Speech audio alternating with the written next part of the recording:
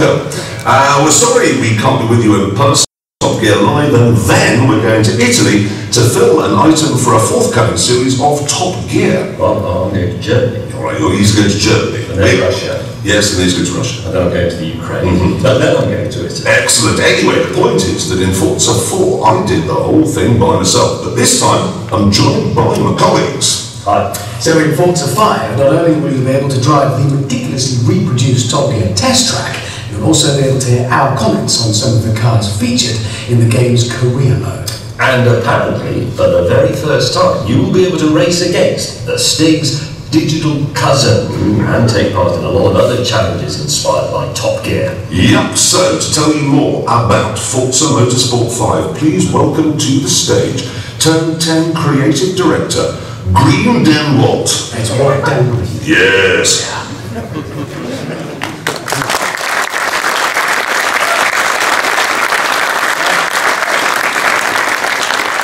So I am Dan Greenwalt. I'm the creative director at Turn 10. We make Forza Motorsport. Flew out here to talk to y'all about the game and actually give you the first public showing of our career mode. So I'm going to go through a couple demos today. First, again, career mode, going to talk a little bit about the cars, Auto Vista, and then we're going to go on track. Now, the thing I've got to caution you about, so please be gentle, this is a build directly off my desk. I carried it with me. It was made just a couple of days ago. There very well may be bugs, and you may see me kind of tap dancing around up here. Please be gentle. So let's get started. First, a few things just to kind of cue up. Obviously, racing games and the launch of a console go together incredibly well. If you think about the launch of most consoles, there have been great racing games. Project Gotham Racing, Ridge Racer, these are great games. They showcase the power of the box, they look beautiful. So having Forza Motorsport at launch seems natural, but at the same time, it's unnatural. Have you ever seen a flagship title, a flagship racing game at the launch of a console? An epic, hundreds of cars, amazing physics, pushing AI. This is by far the most ambitious title my team has ever done. And it's because it is a Forza Motorsport, a full epic game with tons of innovation being delivered the first day of the launch of the Xbox One. So you can take my word for it, I don't think you should. I hope to explain to you some of the reasons why I think this is a flagship title and why this is the most ambitious one we can do. So again, I said I was going to cover the career, I'm going to talk about physics, I'm going to go on track, but just to, again, frame up a little bit, there's really four things that a racing gamer is looking for in a great, epic racing game. You're looking for amazing graphics, and you'll see that. We have an all-new graphics engine. It runs at 1080p, 60 frames per second. And it's not really about poly count and texture resolution anymore. It's about materials. It's about recreating the way light moves on concrete. It's about subsurface scattering. It's about atmosphere. It's about the play of light. And this engine does a great job of recreating that. Now, as a racing gamer, you're looking for amazing multiplayer. And being on the Xbox One gives us an advantage, honestly, as a developer. We kind of get some things for free. We have dedicated servers, which allows us to give people epic, fast, and fair multiplayer. And we have Smart Match. Smart Match puts you up against people who are like you. They like the sports teams you like, they're from the region you're in, they play the way you like to play. So you have really, really great multiplayer matches. Now, as a racing gamer, you want great AI, great opponents. And in Forza Motorsport 5, we've debuted Drivatar. Now, I'm not going to cover this, it's something we've talked about in the past, but Drivatar is cloud-powered opponents. It's a Bayesian neural network that exists in the cloud. Every time you race, we upload telemetry about every little piece of information of how you drove, the decisions you made, and we use that to recreate a shadow, an avatar, an AI that can drive just the way you drive. And every time you log in, you're going to get money because it was racing against the whole world. And when you race in single player, you're never racing alone. You're always racing against your friends and your family with their liveries. They're coming straight into your single player race. And really the revolution here is not in the technology, though that's what I love. The revolution is, as a gamer, you see AI doing things that you've never seen them do before because they learn. They've learned how to drive 3 abreast through a corner, complex passes, faking, counter-faking, amazing things. So The last thing that I'm going to mention that is really critical in a big, epic racing game is physics. Tremendous physics. And we're doing things right now on Forza Motorsport 5 that simply weren't possible on last generation hardware. And it wasn't just because of the power, it was because of the approach. And I'll go into that when we get on track, but actually would rather show you the game, so let's get started. So, we're going to start off with a career. Now, in Forza Motorsport, the car is the star. And it's one reason that racing games do go so well at the launch of a console, because cars are such a wonderful medium for showing off a graphics engine. But for us, cars are much more than that. Cars are a personal connection that people have. People get really into their cars. And in Forza Motorsport 4, we had Auto Vista mode. In Auto Vista mode, you could crawl over the car, you could really experience it, explore the car itself. But that was only for 26 cars. In Forza Motorsport 5, we do Forza Vista mode on all cars in the game. Every car in the game, hundreds of cars, all have this level of detail. You can open the door, get inside. Every car, you can look around, start it up. You can get some tours. Or you can move out and just open the whole thing up. Now obviously, not every car in the world opens as spectacularly as this Pagani Zonda or Pagani Huayra. It's really an incredible car. But I'm sure you know people that are into Volkswagen GTI as much as someone might be into something like Pagani Huayra. People's car passion is very personal. It's what they love. And that's what the career in Forza Motorsport 5 is all about. It's actually about exploring and building a relationship, in a sense, with all of the cars that you love. So not every car in the game, pick the ones you like. So here's how the career is laid out. First off, there's a series of leagues. Here you see the 8 leagues, and underneath each one of these leagues is a series. Each one is a career. Every series is a career. And so there's about 42 of these in the game, and they cover different genres and subgenres of cars. So under Sport Compact, for example, you have things like Modern Sport Compact, you have Production Rally, and these are careers that you can explore your car in. But here's the big thing, and actually, let me just tell you something you probably already know. You play a racing game, and you start off in bad cars, and the races are a little bit short, and you don't get a lot of credits. And then as you race through, the races get longer, the cars get faster, until eventually the cars are so fast and the races are so long that it goes a little bit beyond where you're having fun. And so what we found is that you don't finish racing games. Racing games finish you. And that's not what Forza Motorsport's all about. I want you to find the cars you love and have a great experience. So here, the moment you start the game, you can go wherever you want. You can buy the cars you want. And there's no push to get into faster race cars. If you want to get into race cars, race in race cars. There's careers for race cars. But if you just want to race in a GTI or a hot hatch, you can go race in that and have an entire career just racing in hot hatches.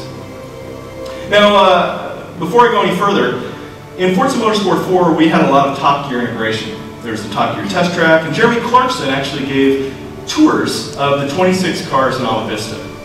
Well, Top Gear's integration has grown in Forza Motorsport 5, but it's also changed. So we still have the Top Gear test track, but we have new ways of integrating the hosts. So I'm going to play you actually one of the intros that starts off with a mini career, and one of these careers you can do, and you'll see what Top Gear's adding. Back when Concorde retired, it felt like the world had run out of ideas and the money needed to keep making planes faster and faster.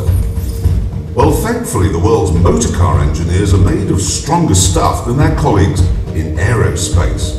The end of Concorde seemed to signal the start of a ground-based air race, the era of the hypercar. Take Pagani. The Zonda Cinque was meant to be the last evolution of Horacio Pagani's first attempt at a supercar.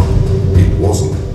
We were still pinching ourselves to believe a man with such a ridiculous name could build such a ridiculously brilliant and beautiful car when he came up with another, the even more extraordinary Huayra.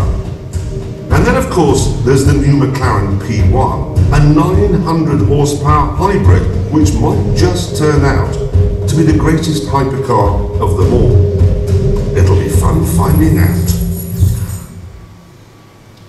So in front of every single career in the game, one of the 3 Top Gear hosts gives you an introduction about the types of cars and type of racing you're going to do in there. Some are funnier than others, some are insulting the cars in the group, some are telling you a little bit of history or some information. But the presenters actually chose which cars spoke to them. So you get American muscle cars from Richard Hammond, for example. You get the more technological GT cars from something like from James May. So that's a way of working Top Gear and to give you context about the cars and the careers that you're going to enjoy in the game. All right, let's head on track. One thing that's worth noting is actually a lot of what you're seeing in the graphics engine, you're going to see it on track, but you're actually seeing it in here too. One of the things we really highlight is the way we reproduce light. So you see the reflections on the ground. You can actually see imperfections in the paint. Let's move in close. There's actually an orange peel in the paint. There's scratches on the rotors. This is part of that new graphics engine. It happens in here in this space, the play of light, and it also happens on track.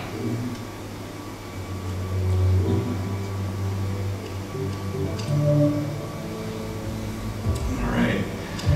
So we're going to head to Alps, and actually you're the first people to see Alps. And actually that video from Top Gear is the first people to see that as well. So you are seeing literally today's work. This is us working on the game and bringing a build to you guys. Now, Alps is a track that was in Forza Motorsport 4, and I brought it here today to show you guys that are familiar with Forza 4 what difference a new graphics engine can make.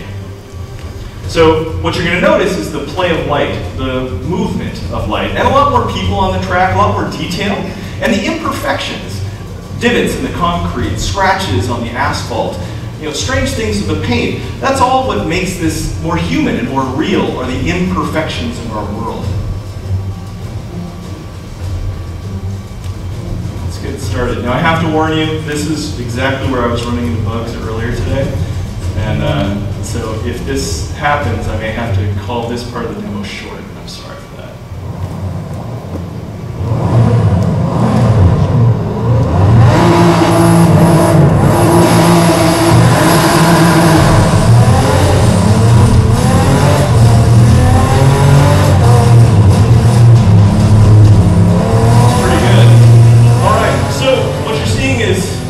Obviously, and one of the great things about the Huayra is the way its active arrow moves around. Let's move to the outside of the car. You can see the high contrast on the snow, a lot more imperfections on the road, and of course, the light streaming in.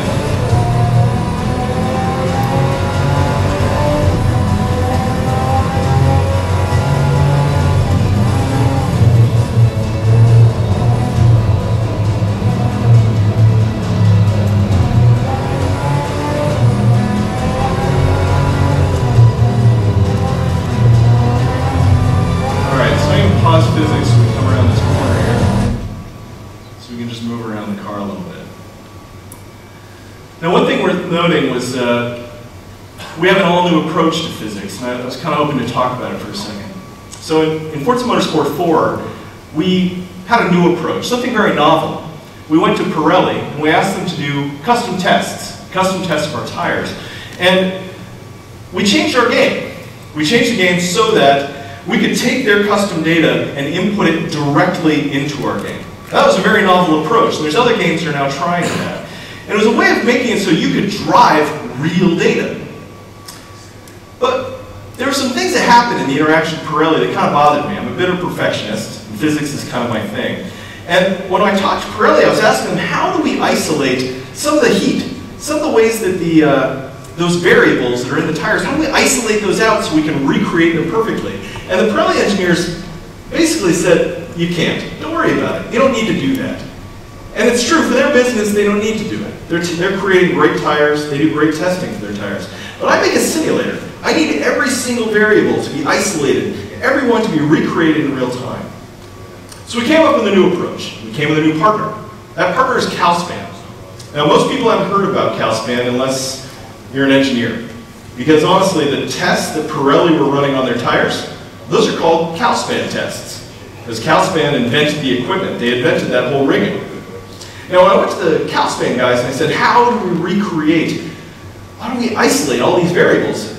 They had a very different reaction. I said, that's really a good question. I'm very interested in that too. So, they said, let's get back to you. I said, great, okay, what do you need from me? They said, we need tires. We need lots of tires. So, we ordered pallets and pallets and pallets of tires. Pirelli, Bridgestone, Yokohama, we ordered wide, thin, we had racing slicks, production tires, tires from all over the world, and we shipped them to Calspan in Buffalo. And Calspan ran weeks of tests. And they gave me millions of data points. And I have to admit, it was more data than we were honestly expecting. So we had to then re-engage them and say, how are we even going to deal with this data? So this changed our approach entirely.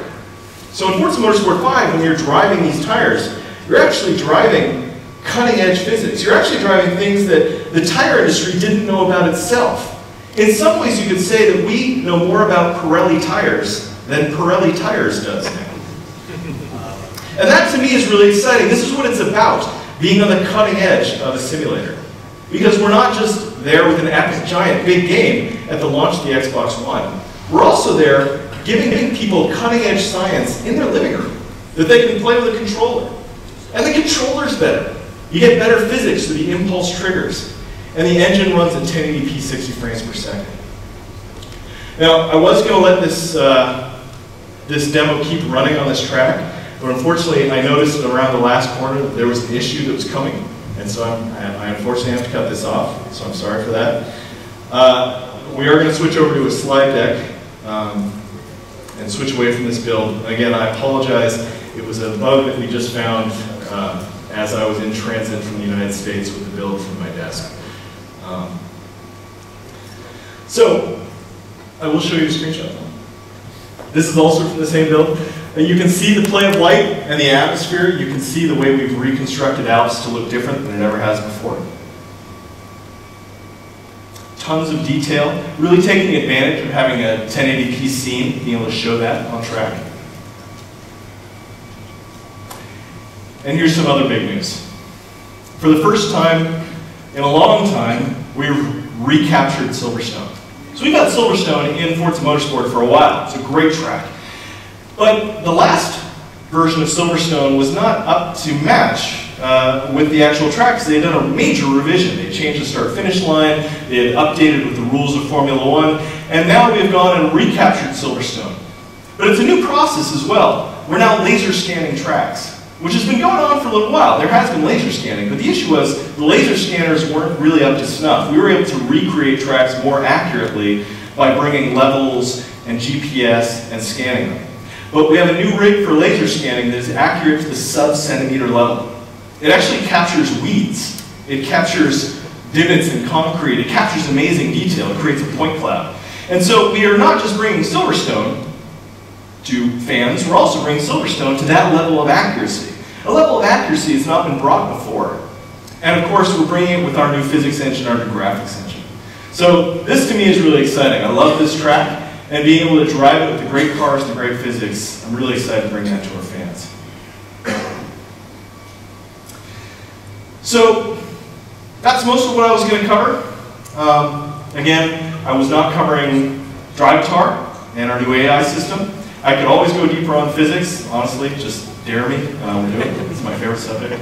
There's a lot of detail in the graphics engine that I didn't cover, and of course, there are things in multiplayer. This game is huge. It's by far our most ambitious game to date.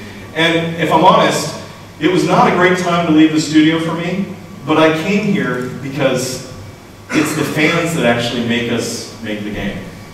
I've been making this franchise for 10 years, and I don't drive a Ferrari to work, right? I'm not in it for that. I'm in it for the fans. I'm in it to be on the cutting edge of physics. I'm in it to do hard things and work with smart people. So the reason I wanted to come here and talk to you, and talk to some of the press, as well as see people play the game, is because that's what keeps me excited. It's what keeps our team excited. And more than anything is to say thank you. We've got a lot of fans in the UK, a lot of fans all over Europe. And it's you guys that actually keep us making the best game we possibly can and pushing the limits. So I'm going to take some questions, but first I just want to say thank you very much for listening to the presentation.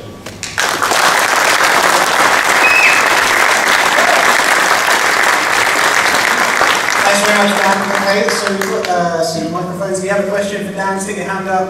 One of our guys will find you. Please stand up to ask your question and then hand the microphone back to there we go. Here you go, right at the front. Hi Dan. Thanks for the presentation. Obviously, going between, when you're really driving, wheel and pedals give you a very specific sensation of what's going on underneath you, and your bumpers as well, obviously. But when you're trying to recreate that through a controller, what are the basic things you try and capture and try to convey through the contact points that you've got? It's a fantastic question. In fact, it's one of the things that I find really interesting about designing this space, is that those of you that have raced a real car, done a track day or even done go-karting, it's an incredibly dynamic and thrilling feeling to drive a car or even a go-kart very, very fast. And one of your inputs is the G's that you feel in your butt. And we can't really recreate that, be it with a pedal and wheel or what have you. But there's more than that. You're feeling the jitter and the vibration and the movement. Now, wheels are able to do force feedback, which is great. So we can actually give people the feeling of aligning torque in the wheel as they're turning it over. And it makes people better drivers. But if you think about a controller, the way people tend to drive the controller, and I've seen a lot of people do this, is very digitally. It is all acceleration, all brake, it's all left, it's all right. Now imagine going down the motorway tonight and you're driving with your foot pegged. And the moment you want to take a turn to get off your exit, you just fully spun the wheel 900 degrees one direction. You'd kill yourself, right? And yet this is how people expect to drive racing games. Now I can't change people, that's how they are, so to me that's the interesting design challenge, is how do I turn that into a successful, fun experience for them? What's important to me is to never sacrifice the physics. So we build the best cutting-edge simulator that we can. And we try and stay up to speed with science so that as science evolves, we're still bringing that into your game. But when you come to using a controller, we add little assists, little buffers. Some that you can turn off and some that you can't. So when you say full left, we take that under advisement. But we don't necessarily give it to you when you're on a controller. Now the cool thing about the Xbox One controller, and I'm sorry, I'm long-winded. The cool thing about the Xbox One controller is we not only have rumble to give you feedback, we also have impulse triggers. Now the rumble itself, we call that chassis rumble. It rumbles the controller, and we've got a small motor and a big motor. We can buzz, we can warble, we can create a lot of different sensations, and those are called haptics, which you feel in your hand. And for those of you that are into science, there's a thing called the homunculus. The homunculus has giant hands because we have a lot of nerve endings in our hands. Long story short, we are all very, very good at perceiving delta in our fingertips. So you don't have to go over the top of haptics, and people don't even realize they're feeling it. So it's a subtle art to tune that. And with the chassis, we simulate the rumble over the rumble strips, the suspension, bumps when you hit things, and what have you. But that's not giving you the dynamics of the car. The impulse triggers, we can now do that. So when you're over-accelerating, and you're spinning the rear tires, we can tell you're over-accelerating using the acceleration impulse trigger. Now it's very subtle, but what we've already found, and this is what was so cool, so sorry for the long story, we're already finding in playtests that formerly digital players are becoming analog. They didn't know why. It's because of that impulse trigger. Instead of just going all acceleration, they go in a little bit. Now it takes them a couple of laps, but it just happens subtly, and we don't have to tell them. Same thing with the brakes. They apply the brake, you can feel the threshold if you have no ABS on. If you do have ABS on, you can feel it pulsing. And all that happens automatically through the physics. We didn't have to tune it because the physics engine just has all that information. Cool. Anyone else with a question for Dan? Okay, one down here in front. Maybe keep your hands up between questions just so we can find the next person with the mic. That would be great, thank you. I just want to go over the smart matchup that you mentioned with the individual. How's that actually going to work with a group of players online? For example, you might have higher rank, lower rank. Yes. So how's that actually going to compare to other people if you've got varying levels for each player? So Smart Match reads in information about all the players and tries to matchmake them based on the quality of service, based on the type of player, so I'm just summarizing, and other information it knows. And you're right, you can actually get into a party, get into a group that might have incredible diversity in playstyle. And the cool thing about the system is we're actually able to decide how to matchmake people together very easily as a developer. So we're currently choosing to basically average people. So we average the party and put them in with another group based on that. Because honestly, I think most people will be in parties, so we're averaging multiple parties together. But here's what the best part is. It's data driven from the server. So if we ever find that people are, that strategy of averaging is not what we want to do, we can change it up that day. We don't have to send an auto update, we don't have to title update, we can just say, you know, that's not working the way we want, so we're going to switch it up. We can also switch it for different people. It's a very flexible system. Thanks very much. You bet. A couple more questions. The first one's down here. Good here, yeah. Oh, sorry. Yeah, Just do I sit down then? Oh, I'm from 123 Connect, so it's a Connect question. Is Connect still used for the Forza Vista? Can it be used in that? And are there any new features that weren't in previous games that you Connect features? So Connect has changed in Forza Motorsport 5. You're correct. In Forza Motorsport 4, you could move around Auto Vista using Connect, and you could also Connect Drive. We're no longer supporting those two features in particular, but we are using Connect for head tracking still, and we're also using it for voice hyperlinking, so you can use your voice to move around in the UI. The voice thing actually is what we found in Forza 4 was the most powerful thing. It was not the most flashy, it's kind of hard to demo, but honestly what we found through telemetry was that's what a lot of people were doing. It was such a time saver for them, they were using it quite a bit. But the head tracking has actually gotten better with the new Connect. The new Connect has better fidelity, enhanced and what have you. And so we're actually able to now do head tracking where you don't have to sit right in front of it and then tune the box and kind of make it all tuned up. You can be off center, and it also has better fidelity so you can be farther away and you can move more with your body, and it does looking as opposed to being just these subtle head movements. Oh, so you can kind of turn into the sort of... Right, so you can actually, and this is the other thing, if you watch players, which I do a lot, watch players play the game, you find that when people are understeering into a corner, they put all this body English on it. You probably find yourself doing it. So here's the motion. Oh gosh! And then they run into a wall, and then you see them lean back as they hit rewind. So you'll see that as you... Yeah, so they'll look into the corner as they're putting body English on. Okay, great. There's a guy just to your right, and then you can pass the microphone to. And then I think there's one at the back maybe we could finish with. Thanks for the presentation. In the past iterations of Forza, we've seen a lot of downloadable content spanned over 12 months. Are we going to be seeing a return of that in Forza 5? Absolutely. So, two things. First off, the game is very easy to configure for us on the server, which is awesome. So we can change AI, we can change so many aspects of the game on the server day and date. So without title updates, we can just be moving things around. And that's obviously not to do with downloadable content, but it is just showing the configurability of the game. Now on top of that, we're going to be doing downloadable content. We're going to do a lot of cars. There's going to be plenty of cars, let's just say that. It's a big game. I don't believe there's ever been a racing game at launch the size of this. I play a lot of racing games, but I'm not going to say it unequivocally. But when you think about the way we support our games with DLC, the big thing is that it's always on. There's always fresh content coming into your world, so when a new car gets announced, and that was really what our DLC strategy was about, was the automotive industry doesn't ship only at holiday.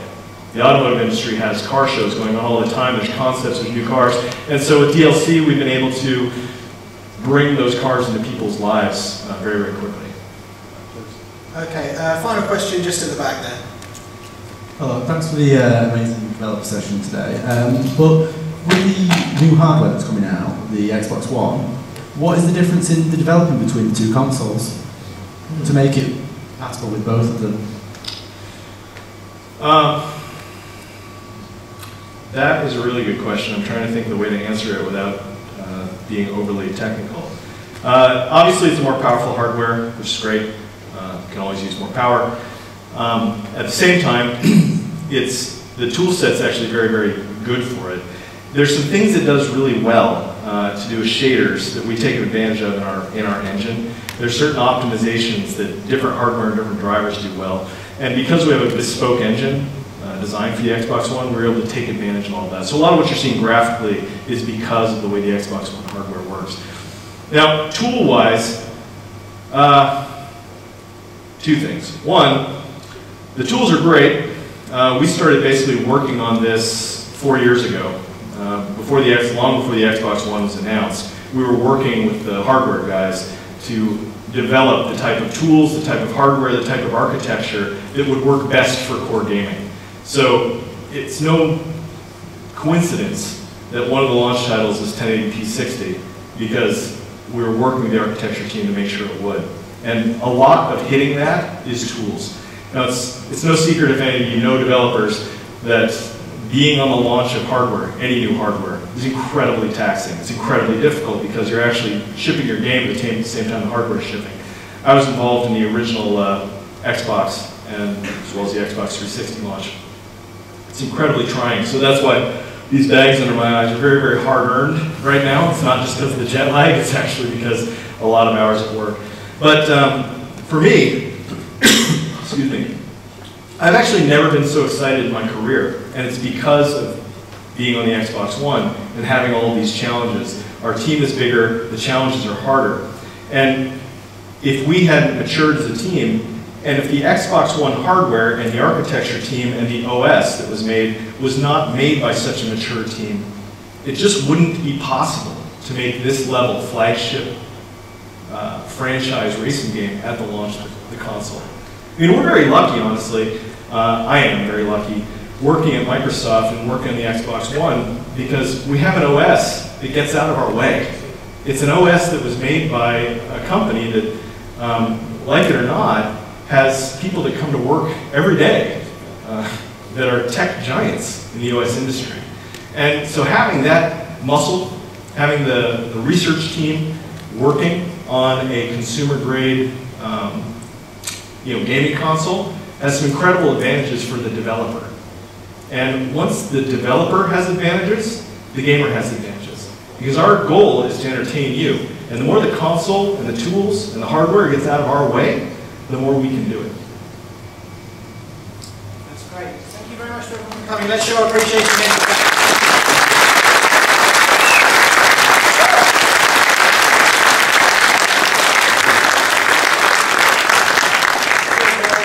We have loads more development sessions coming up throughout the day, and if you wouldn't mind heading back down, if you want to